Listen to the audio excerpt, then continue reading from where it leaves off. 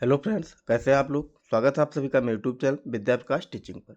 आज हम आपके लिए लेके आए हैं सोशल साइंस हिस्ट्री विषय का लेसन प्लान, जिसका प्रकरण है, टॉपिक है आपका जहांगीर। तो आप वीडियो के अंत तक बने रहिएगा, हम पूरे लेसन प्लान के बारे में बात करेंगे। ये आपके सामने लेसन प्लान का पेज नंबर 1 दिख रहा है। अब हम थोड़ा सा जूम कर देते हैं और line by line step by step आपको बताते चलते हैं कैसे बनाया जाता है लेसन प्लान। सबसे पहले आप पाठ योजना संख्या डालेंगे, चाहे तो आप डालें चाहे ना डालें, आपका ऑप्शनल है, कंपलसरी नहीं है। उसके बाद फिर है संस्था का नाम, जिस संस्था में आप टीचिंग करें उसका नाम रहेगा। अगर हमारी वीडियो की स्पीड तेज़ होगी तो आप वीडियो को स्लो मोशन में करके या वीडियो को रोक करके लिख लेंगे, क्योंकि वीडियो को स्लो बनाना संभव नहीं है, वीडियो बहुत लंबी हो जाएगी। फिर आपका दिनांक है, जिस दिनांक में आप टीचिंग करते हैं वो डालेंगे। कक्षा 7th है ये डालेंगे। आप अन्य क्लास का बनाना चाहते हैं तो उससे भी आप अन्य क्लास डाल सकते हैं। विषय आपका सामाजिक विषय है, उप विषय के अंतर्गत आपका इतिहास है। चक्र आपका जो होगा वो डालेंगे और अवधि 40 मिनट। जो दीर्घ पाठ योजना होता है 40 मिनट का होता है। फिर प्रकरण है आपका जहांगीर। फिर प्रत्येक पाठ योजना में कुछ सामान्य उद्देश्य और कुछ विशिष्ट उद्देश्य होते हैं।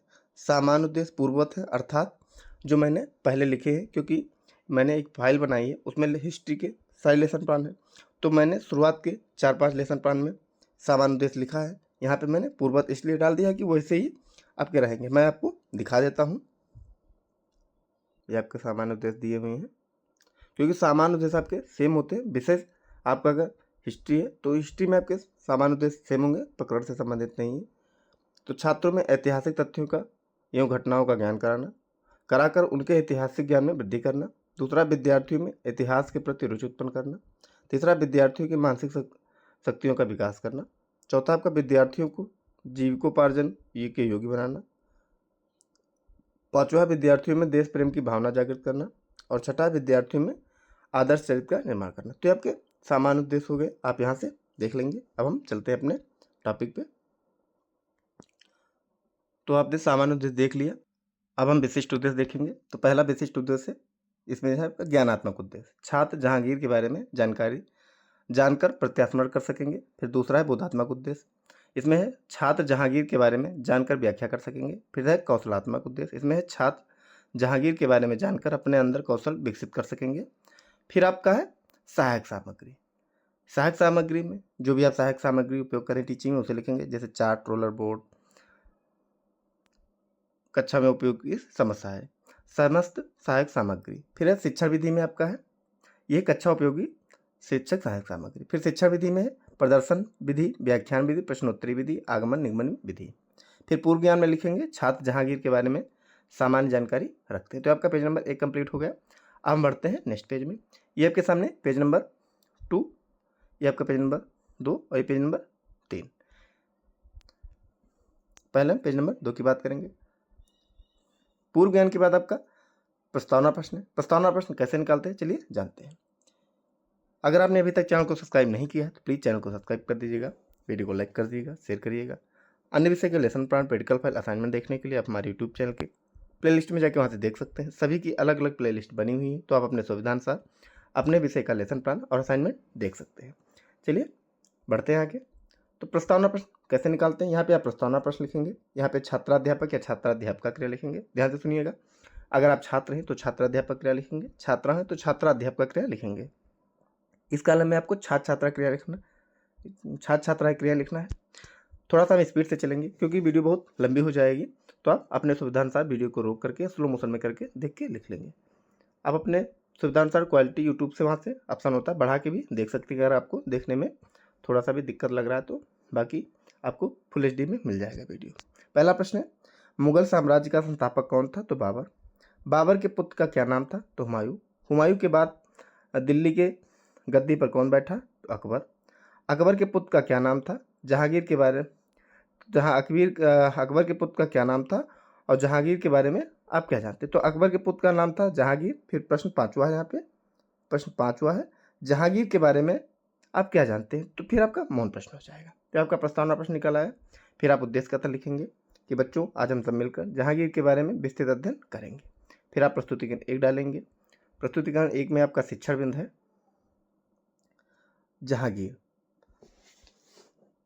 1605 से 1627 ईस्वी तक। यहाँ पे छात्रा छात्राध्यापका कथन या छात्राध्यापका क्रिया, जो भी आप है। छात्र छात्रा क्रिया में से इतना लिखना होता है कि छात्र छात्रा ध्यानपूर्वक सुनेंगे। थोड़ा सा स्पीड से चलते हैं। जहांगीर एक न्यायप्रिय शासक था और अपने इस उत्तरदायित्व को ईश्वर के प्रति अपना कर्तव्य मानता था। वह सुरक्षित, सुसभ्य एवं प्रजातंत्रात्मक और अपने पिता से प्राप्त जागीरी को सुरक्षित और संपन्न रखा। जहांगीर अकबर का पुत्र। उसके बचपन का नाम सलीम था। अकबर के नौरत्न अब्दुल रहीम खान खाना से सलीम ने तुर्की तथा फारसी जैसे जाना जाए से सलीम ने तुर्की तथा फारसी भाषाओं का ज्ञान प्राप्त किया। अकबर की मृत्यु के बाद 1605 ईस्वी में सलीम का राज्याभिषेक मुइज्जुद्दीन मोहम्मद जहांगीर के नाम से हुआ। तो ये आपका प्रस्तुतिकरण एक कंप्लीट हो गया। प्रत्येक प्रस्तुतिकरण के बाद आपको बोध प्रश्न करना होता है। बोध प्रश्न में आपके 3 प्रश्न होंगे। जो लास्ट प्रश्न होगा आपका समस्यात्मक होगा। तो पहला प्रश्न है आपका, यहाँ पे बोध प्रश्न है। पहला, जहांगीर के किसका पुत्र था? तो अकबर का। जहांगीर के बचपन का नाम क्या था? तो आपका हुमायूं। जहांगीर के बचपन का क्या नाम था? तो ये सलीम था, यहाँ पे हुमायूं हो गया है। जहांगीर के समय का विद्रोह और आमदनी, विद्रोह और दमन है, तो ये मौन प्रश्न हो जाएगा। फिर नेक्स्ट प्रस्तुतिकरण आपका प्रस्तुतिकरण 2, यहाँ पे आप प्रस्तुतिकरण 2 करेंगे। शिक्षण बिंदु है आपका, छात्राध्यापक क्रिया लिखेंगे और छात्र छात्रा क्रिया लिखेंगे। शिक्षण बिंदु आपका विद्रोह एवं दमन, यहाँ पे छात्र छात्रा अध्यापक सुनेंगे, सिर्फ इतना ही लिखना होता है। थोड़ा सा जूम कर देते हैं।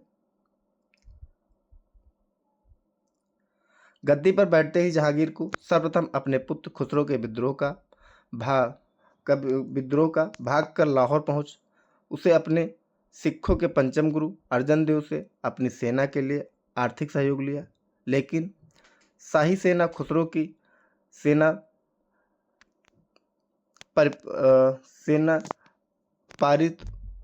पराजित हो गई। खुसरो की सहायता के कारण गुरु अर्जन देव को मृत्युदंड दिया गया। सिख गुरु को फांसी जहांगीर के लिए नीति विरुद्ध कार्यवाही सिद्ध हुई। फिर आप बोध प्रश्न करेंगे। सिखों के 5वें गुरु कौन थे? तो अर्जुन देव। थोड़ा सा कम कर देते हैं। खुसरो का किसका विद्रोही था? तो जहांगीर का। जहांगीर का व्यक्तित्व बताइए, तो मौन है। फिर आप प्रस्तुतिकरण 3 करेंगे। यहाँ पे आप प्रस्तुतिकरण 3 डालेंगे। प्रस्तुतिकरण 3 डालेंगे। शिक्षण बिंदु है, छात्राध्यापक कथन, छात्र कथन। जहांगीर का व्यक्तित्व।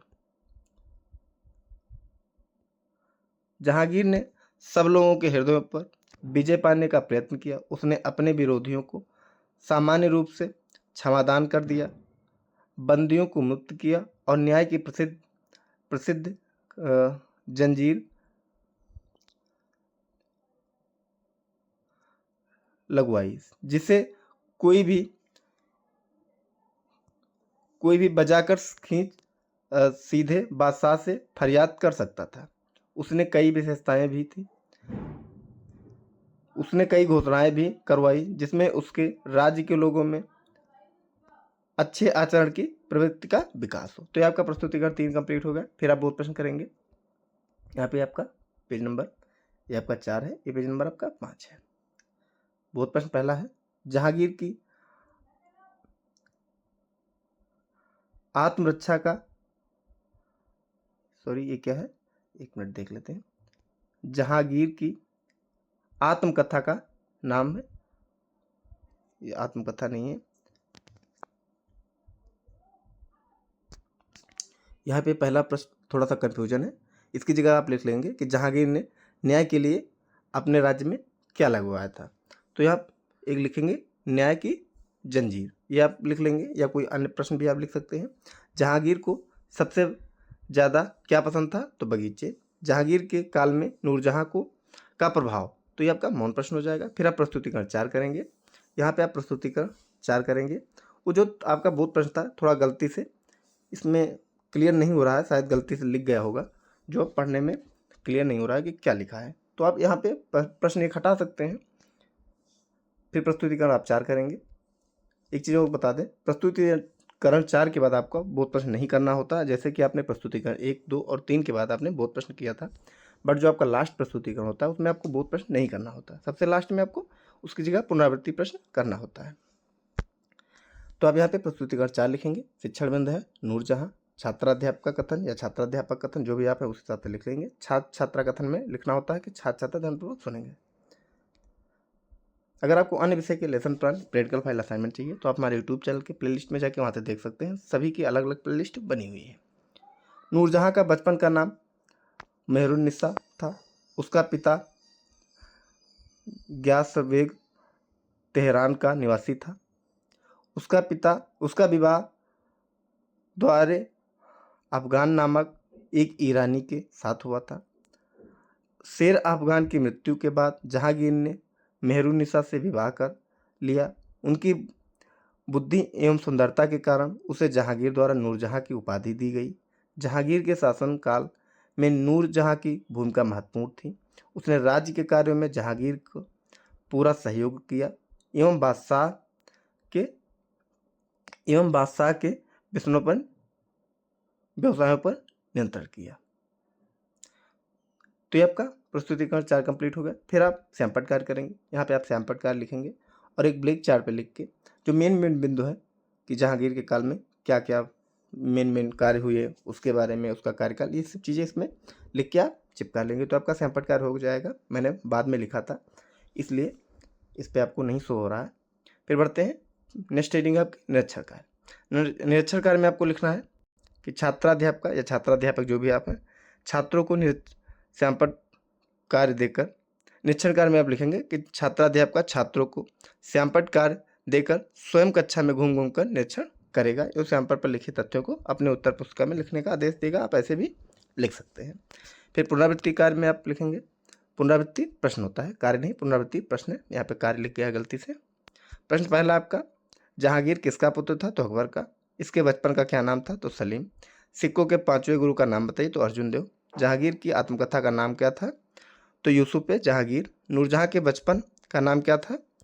तो आप लिख लेंगे मेहरुन्निसा था। फिर गृह कार्य आप लिखेंगे कि छात्राध्यापक छात्रों को जहांगीर के विषय में घर से पढ़कर और लिख कर लाने को कहेगी, आदेश देगी। फिर यहाँ पे आप समालोचना लिखेंगे। समालोचना में आपको कुछ नहीं लिखना होता है। जब आप टीचिंग करेंगे तो आपके स्कूल के हेड प्रिंसिपल टीचर जो भी होते हैं आपके लेसन प्लान पे कमेंट करते हैं। जैसे यहाँ पे एक कमेंट किया हुआ है कि प्रस्तुतिकरण उत्तम है, ऐसे भी बहुत सारे जो भी आपकी इसमें त्रुटियाँ होती हैं वो इस पर लिख दी जाती हैं। आपने कैसा पढ़ा है वो चीज़ें इस पर लिख ली जाती हैं। तो आपको हमारा लेसन प्लान कैसा लगा प्लीज़ कमेंट के माध्यम से जरूर बताइएगा। चैनल को सब्सक्राइब कर दीजिएगा, वीडियो को लाइक करिएगा, शेयर करिएगा। कमेंट के माध्यम से जरूर बताइएगा कि आपको हमारा लेसन प्लान असाइनमेंट कैसा लगा, क्योंकि हम आप लोगों के लिए इतनी मेहनत करते हैं तो आपका जो कमेंट होता है हमारे लिए प्रोत्साहन का काम करता है। अगर आपको अन्य विषय के प्रैक्टिकल फाइल या असाइनमेंट चाहिए तो आप हमारे यूट्यूब चैनल के प्लेलिस्ट में जाके वहाँ से देख सकते हैं। सभी की अलग अलग प्लेलिस्ट बनी हुई है, तो वहाँ से आप अपने विषय का लेसन प्लान प्रैक्टिकल फाइल देख के बना सकते हैं। वीडियो के अंत तक बने रहने के लिए आप सभी लोगों का बहुत बहुत धन्यवाद।